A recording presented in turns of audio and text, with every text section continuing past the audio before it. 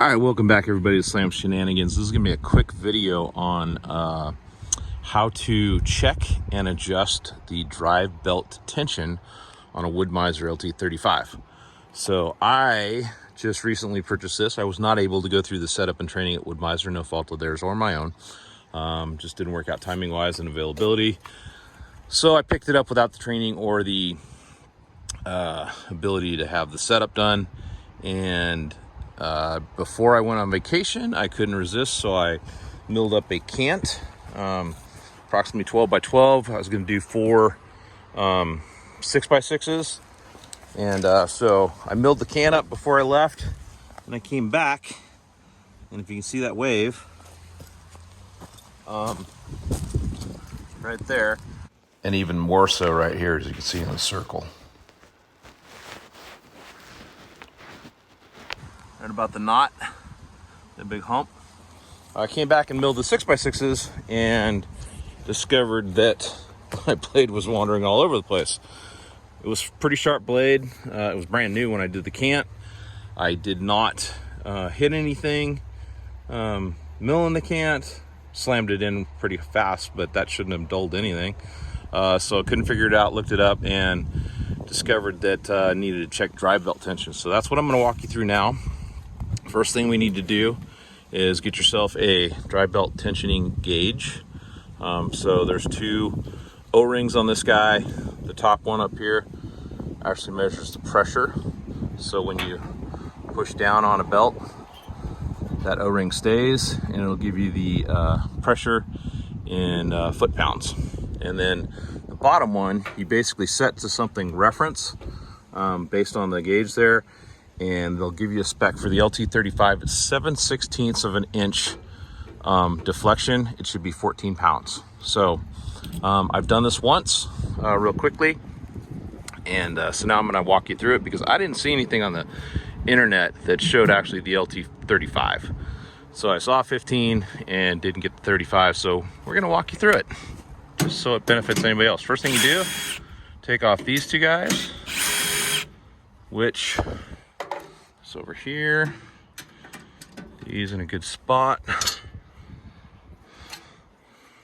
Allows you access to the drive belt, and you see how loose that is? What we'll have to do is engage the drive belt. So you come over here, grab the throttle and the drive belt, and you see how that cammed up? That's pushing up on this, which engages the drive belt. Might as well open this up and show you guys.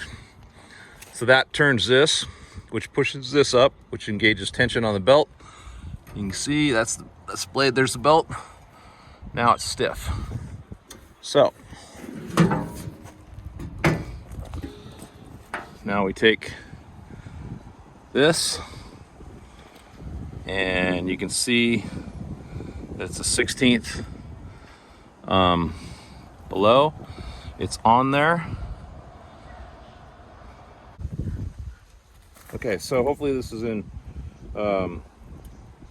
view here. So basically just get that O-ring down to where it's down low, so when you push on it, it will actually read. I know for a fact this one's going to be about 10 pounds at 7/16 of an inch.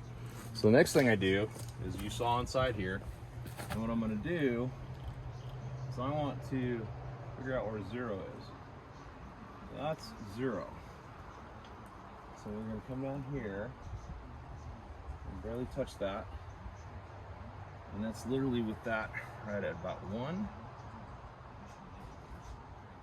You can see here. Yep, perfect. So now what I have is, this is at 1, and what I want to see when I push down on this is it will come this way. I want it to move this solid part. I want to move 7/16 of an inch. So basically I'm going to move this up 7/16 of an inch, and then when I push on this and I see this, even with the top over there, this top O-ring will move up based on the pressure, and that'll tell me what 7/16 of an inch deflection pressure results in. So let's move this from 1 inch to 7/16, which is right there.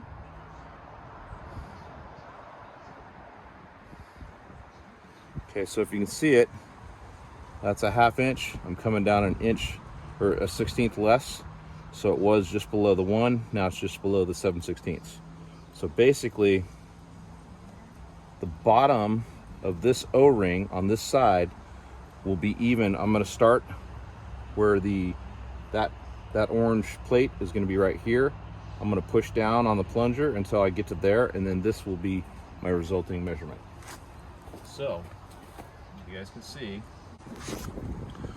Okay, so basically this is now sitting on that drive belt with it tensioned, and that's my 0. If you can see that O-ring on this side, which I want it on this side actually, so let's go down a little bit. Sorry guys, out of frame there. That is now my 0. So let me reset you up on the camera. Okay, so that's my 0, which is 1, 2, 3, 4. It's at the bottom of the 4th mark, which is 4/16. So I want to go up 7/16. So I want to go up to the 3rd mark above the 1 inch line. So 1, 2, 3. Let's come down so I can see it here. It's going to be that one right there. That is now 7/16 up from there. So it's at the bottom there. No, we want to go actually up to the even quarter right there. That's 7/16. So, excuse me, got a little cough. So now I've moved my bottom O-ring up 7/16. So basically, come over here like I showed you. Now I am 7/16 up from that. And we're gonna get a square and just double check that real quick. Okay, so you're not gonna see this perfect because I can't show you perfect. But that is now 7/16 up. Right there. Yes. Okay, so that's 7/16. So what I'm going to do this is I'm going to push on the plunger until that O-ring is there. This will result in the plunger going down, which the O-ring will come up, and then I'll get a new measurement. Hopefully, well, this is probably going to be, I believe, right around 10 because that was what I got before. Right there. And what we have here is 10 pounds of force to deflect the belt 7/16 of an inch. So spec is 14. So now we're going to move you guys around.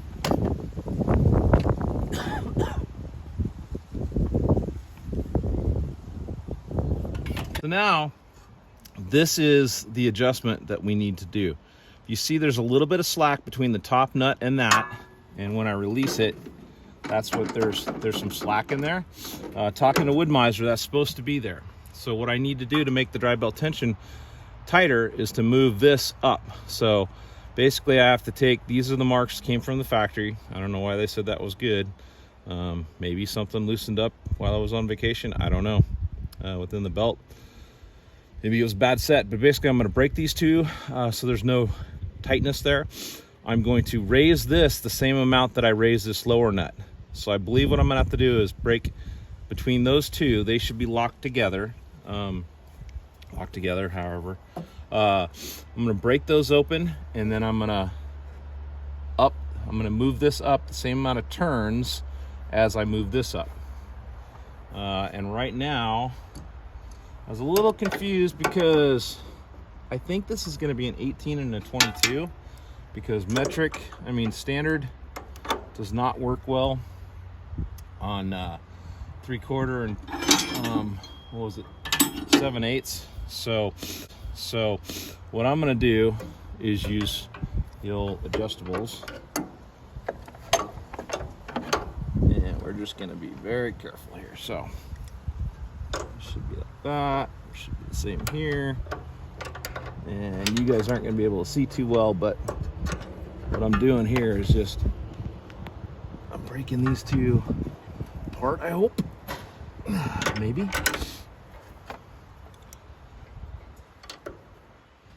And I think I'm gonna go to, it's gonna be looser, but it's gonna be more leverage. So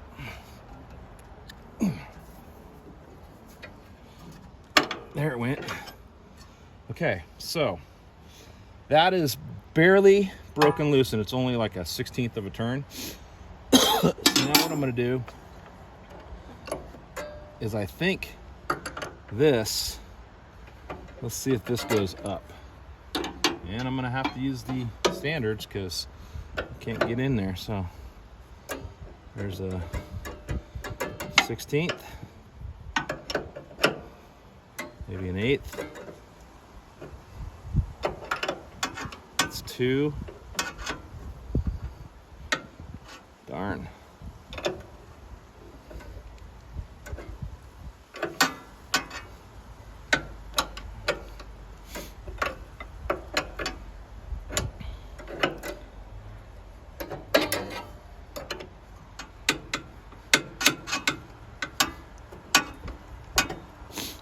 That's 3, 4. I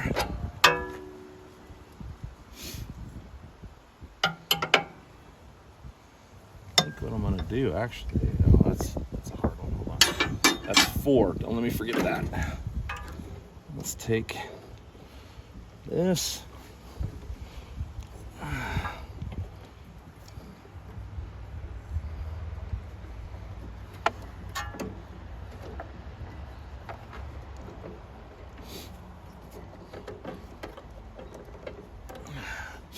Huh, that's a stiff guy.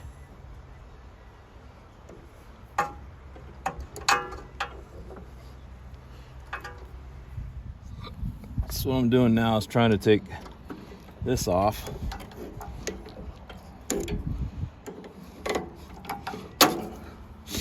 Which, these guys are tight. I think what we're gonna do is take that off right there. 7/16. That's right.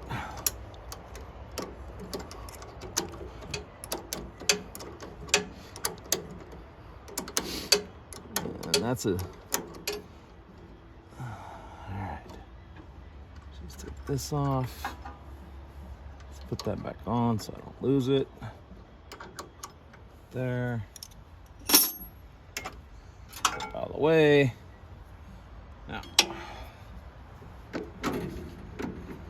let's see here. There's 5.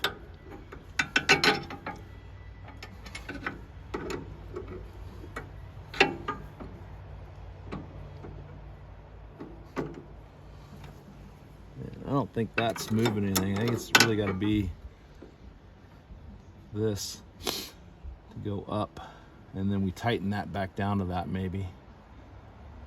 Well, that doesn't make any sense because it's got to be on there. So you can see there's not a whole lot of slop there. So let's just, this will be our determining factor movement. So, and then we'll just tighten everything up. So there's 2, 3, 4. Now let's just make that tighten up. And then let's see. That's kind of tight. That is tightened. Let's take you guys around here. See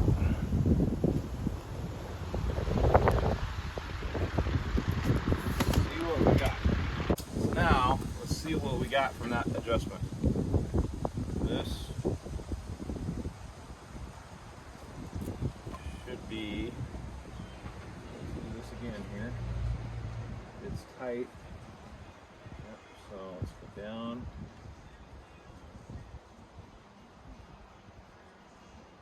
That actually, no, same spot. So back up to here. That's our 7/16 inch deflection. That's zeroed back out. I don't know if you guys can see that. Feels harder. And wow, they weren't kidding. A little bit makes a lot. So I went from 10 pounds at 7/16 inch deflection to 15, 16, 17, 18 pounds. So I got to back off a little bit. So back over here, and I'm not going to show you guys this again, but I'm going to back this off a little bit. So I'm going to tight, gauge drive belt. Try this again. This should be all right.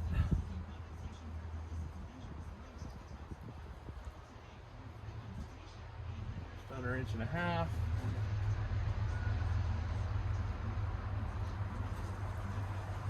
Now we are at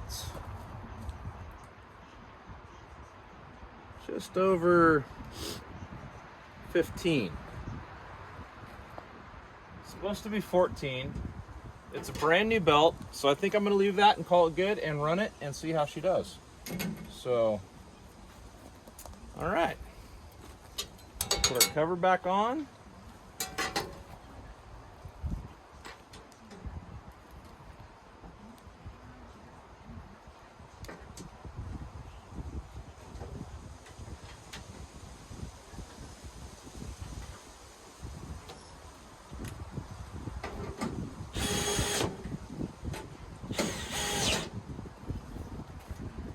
Water,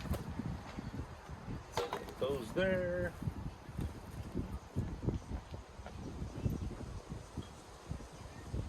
Sure is in fact tight and it feels locked down. Away as we drop them all. All right, give it a go. All right, so I didn't film the recutting, but as you can see there, I've got now, instead of 6x6s, I have 4x5s, which I'm going to use as reinforcement posts for an in-ground, above-ground pool. But everything is cutting perfectly straight and true now. That little bit of adjustment made a huge difference in how the mill performed on the wood. I was wondering whether or not it was just the knots and the new blades that I have, because I have some 7s that I haven't used before, but it really was just the dry belt tensioning, and that was a result of me picking up a brand new mill and not being able to go through the setup with Woodmizer. They were very helpful, and once I figured out that it might be that, they confirmed that it probably could be that, and they had a gauge shipped to me within a couple days. So I am back up and running and very, very happy with the new LT35. Appreciate you guys watching. Hopefully this is helping somebody. If it is, hit that subscribe button, share this with some friends, and hit that like button, drop a comment. Appreciate you watching. Thank you.